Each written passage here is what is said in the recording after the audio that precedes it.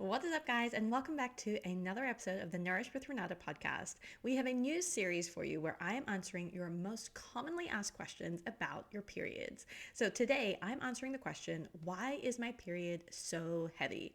This is honestly one of the most common questions that I get from women. And unfortunately, a lot of women think that that is something they need to just continue to struggle with and to live with. But it's not necessarily true. So I'm going to be talking a little bit about hormones today, what could be causing that heavy period that you're experiencing, as well as what you can do about it. So first and foremost, if you have a heavy period, what does that mean?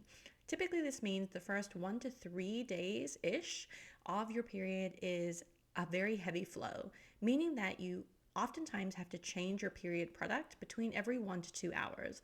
That's what I would consider a relatively heavy flow.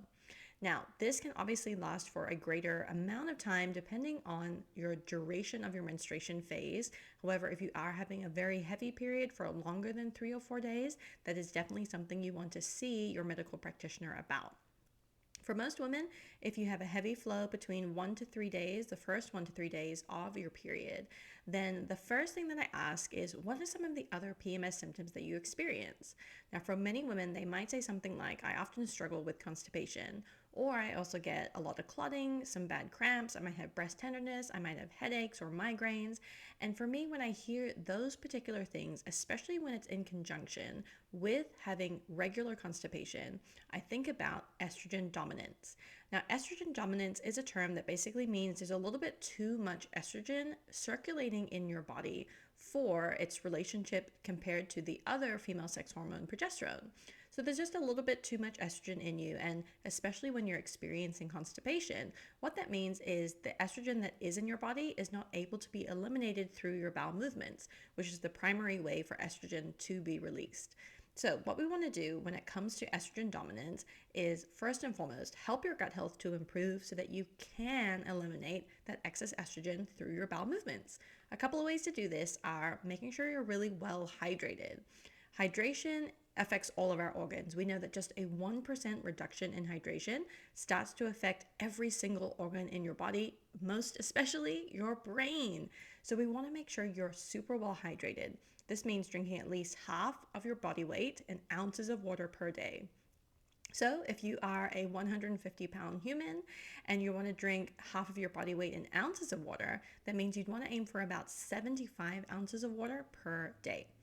In addition to that, we want to make sure you're getting adequate fiber. So fiber comes from all different kinds of plant foods, so fruits, vegetables, nuts, and seeds. And in particular for estrogen dominance, you want to make sure you're getting really high quality fiber that is renowned for helping to eliminate that excess estrogen. So these are things like cruciferous vegetables, broccoli, cauliflower, kale, etc. They are just jam-packed with fiber and have been shown to be incredibly helpful for eliminating that excess estrogen from the body.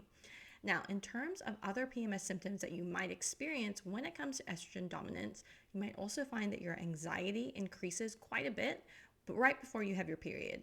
And so this is something I'm going to tackle in the next episode where we talk about low progesterone. And so some examples of low progesterone, like I mentioned, increased anxiety right before your period, or you might have spotting. These are definitely things that we need to address, and so I'll be talking about that in the next episode. But in the meantime, this is a really brief overview of estrogen dominance, why it can be affecting your period, and most commonly, many women are experiencing a very heavy flow. So once we're able to bring the estrogen level down and potentially also bring your progesterone level up, you'll find that your heavy flow diminishes. You'll also find that you have less cramping, less clotting, and you overall experience less other PMS symptoms too. Make sure to stay tuned for the next episode where we talk a little bit about low progesterone. I'll see you then.